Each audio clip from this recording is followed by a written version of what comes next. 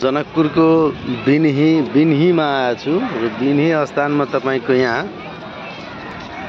जुन धार्मिक परम्परा अनुसार जुन बोका बलि दिइरहेको छ त्यहाँ व्यवस्थित नरहेको कारणले नेपाल सरकारसँग अनुरोध गर्दछु कि कम्तीमा हजुरको ध्यान पनि यहाँ जाओस् र हजुरसँग हुन सक्ने सहयोगको लागि यहाँ सरकारबाट हुने अनुदान कम्तीमा यहाँ पनि पठाइदिनको लागि आग्रह गर्दछु किनकि धार्मिक स्थल भएकोले यहाँको महत्त्व र कान्छा नै छुट्टै हो। किनकि एकदम गर्मीको समय हो, कलको पनि धेरै समस्या छ। यहाँ ह्यान्ड पम्पको समस्या रहेछ, हेर्नुस् मान्छेको भिड लागेकै हुन्छन् र ह्यान्ड पम्पको लास्टै समस्या हो।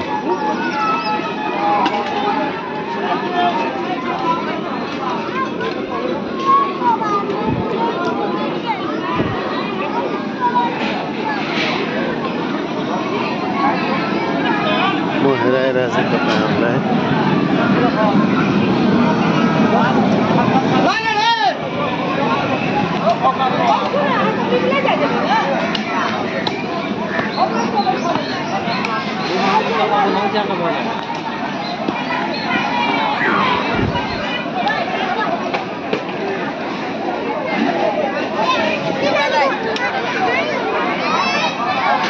कोही खानेमा रमाउँदैछ, कोही बसेर नि रमाइरहेको छ। बाटो ब्लक भइसकेको छ।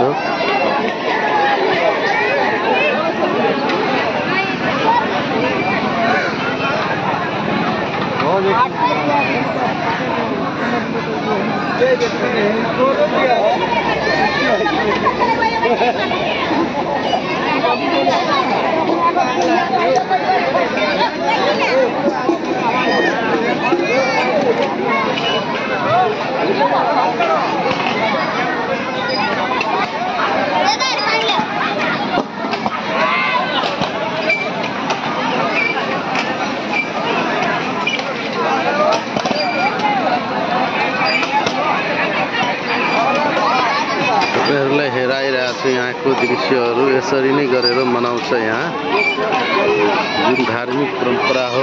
यो हेर्नुस् यस्तो ह्यान्ड पम्पहरू छन्। ह्यान्ड पम्पको मलाई लाग्छ जहाँसम्म धेरै ठुलो समस्या हो। यसको समाधान कसरी हुन्छ भनेर ट्रसहरू भइदियो भने यहाँको लागि एकदम रमणीय र हुन्थ्यो भनेर मलाई लाग्छ।